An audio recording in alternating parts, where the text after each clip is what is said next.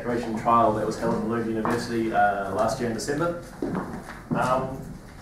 We all know from the speech this morning that total evacuation time is the pre-movement plus the travel time. And there's three approaches to model the total evacuation time. There's the recreation of a scenario that's already happened, for example, the King's Cross station fire. There's the approach to hypothetically model new building design to see where the bottlenecks are, where people actually evacuate through. And then there's a priori, where you have a scenario coming up that you know is going to happen, like an evacuation or a movement from a stadium, and you attempt to model it based on certain factors that you have to assume and factors that you know. When it comes to modelling pre-movement time, it's kind of difficult to model the behaviour of the occupants.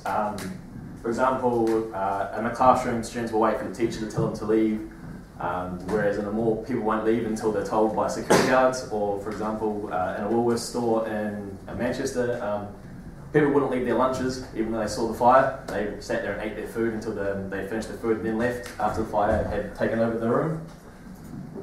So there's a poor overall accuracy in the time to alarm, to see how people actually react to the alarm. Do they sit there, do they wait, do they actually go and the alarm sets off? And it's also hard to generalise case studies for other case studies. For example, people in a club in USA evacuate differently to people in a club in Scotland just based on the way they're brought up and the way they're trained. So when it comes to predicting, pre-movement times, not so good. You can have very large ones or very small ones, but it's not very accurate. However, when it comes to travel times, it's generally pretty good. It's just a flow rate through a building. But what if you had a scenario where the stairs are falling out, or you're jumping from a train platform or a train into a tunnel floor from an evacuation height? So I took this idea of evacuating from a height and asked myself this question: can the engineer, using a current simulating modelling program, use evacuation flow rates of a live emergency evacuation a priori to analysis of the evacuation?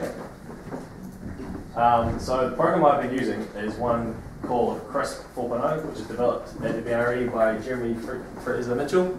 It's a Monte Carlo approach that uses zone modelling for smoke movement. It also has an egress model and a human behaviour model where occupants are allowed to stop and substitute in new behaviours based upon what they see within the model.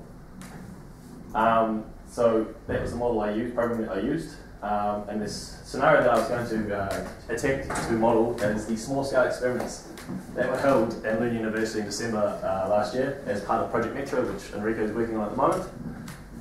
What I was concerned was, there's more than one variant in this experiment, but I was concerned with most the evacuation height from the train to the tunnel. So in the standard case, it was 1.4 metres, which is quite a significant distance, as you see next to the step ladder which you had to use to put the cameras up. The designs were based upon an X1 train, which is the older model used in the Stockholm Metro.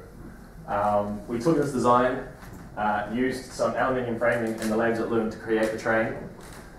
It doesn't look like a train from the outside, but on the right hand side is the train itself, on the left is the tunnel entrance. From the inside we had the seats, the handles and everything from the train, and we had standard lighting of the bucks within the tunnel.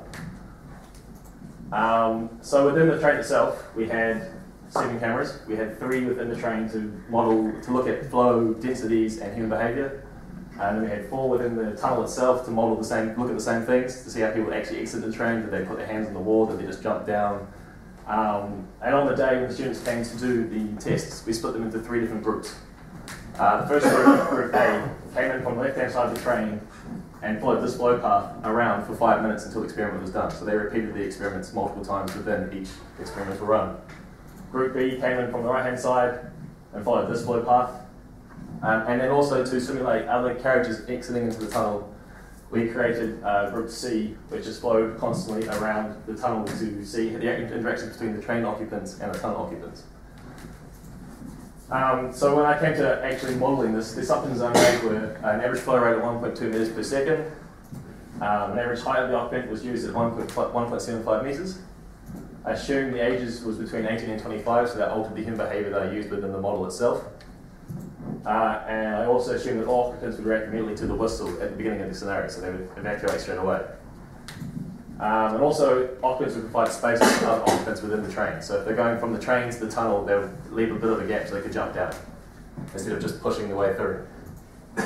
So when I modelled this to begin with, I changed the evacuation height at 0.25 metres every model I made and I found the flow rate continued to be the same flow, which is what I assumed would happen. I kind of assumed it would kind of look like this. The flow rate would drop as the evacuation height increased. So I knew something was not right with my model when I was modelling from two different evacuation heights. It didn't appear to assume that there's any effect on the flow. So I went into the code and found out that the time per transit, which is the time to move from one side of the vent to the other vent, was calculated by 1 divided by the mod flow, which is persons per second per metre, times the effective width, which is determined by the engineer itself. So first of all, the code had to calculate the height change. It had to figure out if there actually was a height change and use that. If there's no height change, the program would use the original code above. But if there was a height change, they would use this formula. The reason I used the exponential times vertical drop was just because that's how I assumed the flow would do. It would go in that shape. So because it's a priori, I have no idea what factors are going to be used and what numbers I can use. So I had to find a simplistic mathematical formula that could be used to evacuate what I thought it was, model what I thought it was going to be. So that's why I used the exponential. So when I did the analysis, again, you can see it drops up to 0.5 meters. The flow rate within the tunnel dropped as the height increased. And this also occurred in the train because, as I say, the height was changing, so there was an effect. However, I'm not too sure. I was never able to predict. I wasn't too sure at the time when I actually did this if this was correct or not. I had to wait till the experiments were run and compare a result from the experiment. So Daniel Nielsen at Lund gave me the videos for one of the scenarios. The results will be published later on this year through his university. So in December there'll be the full set results, but he gave me one video to analyse. When I came to analysing it, I counted the number of people flowing through certain points within the tunnel and within the train every 30 seconds, and then calculated the persons per second per metre flow rate. So you can see at the beginning it's quite slow, it's kind of constant, drops a little bit, and then when they start learning how to get out of the train, it increases. So once they learn the ability to get out of the train quicker, and because they're repeating, their flow rate increased. So I took the average of all those and compared it to the graph. So the average I got for the tunnel was 0.565 persons per second per metre, and for the train was 0.192 persons per second per metre, so quite low flow rates for this experiment. So when I came back to comparing it to 1.4, it looks quite a good correlation. It looked quite like a good factor that was used to compare it. Maybe a little bit too good. So when you zoom in, it was perfect for the train, which is not what it should be. You never can perfectly model an experiment. So obviously something was wrong with, not something was wrong, something was not quite right with the factor I used. So from this, you can assume that it provides a satisfactory fit for the relatively large heights, but I don't know about the small heights. So because I'm sure for small heights, I assume it might decrease the walking speeds too quickly, or it might make them too quick or too fast, or it might just not be anywhere near the value that I created. So I have to do some future analysis, which will be continued in December once the results have been published. I need to determine if this factor is actually accurate, because if it is, then I can use it for other models, for example, modelling from a fallen stairway in one of the Christchurch buildings, or modelling from an actual train evacuation, not just a simulated one in a lab. Maybe the mathematical property used was too simplistic. Maybe there's a factor I have to figure out, but I have no idea until December. But at the moment, it seems to fit perfectly with what I need. But then on the other hand, we're going to discuss the difference between experimental evacuation and live evacuation.